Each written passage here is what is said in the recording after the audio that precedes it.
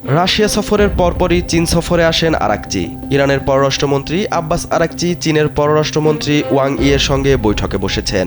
দ্বিপক্ষীয় সম্পর্ক, আঞ্চলিক পরিস্থিতি ও আন্তর্জাতিক ইস্যু নিয়ে আলোচনা এবং চলমান উত্তেজনার প্রেক্ষাপটে কূটনৈতিক সমন্বয় জোরদারি এই সফরের মূল উদ্দেশ্য। আল জাজিরা জানায়, রাশিয়া সফরের পরপরই চীন সফরে আসেন আরাকচি। এর আগে তিনি পাকিস্তান ও ওমান সফর করেছেন। মস্কোতে তিনি রুশ প্রেসিডেন্ট ভ্লাদিমির পুতিনের সঙ্গে বৈঠক করেন। ধারাবাহিক এই সফরগুলোকে অনেক বিশ্লেষক ইরানের সক্রিয় কূটনৈতিক উদ্যোগ হিসেবে দেখছেন। স্যান্ডেলিনা সো, রূপচর্চায় আভিজাত্য।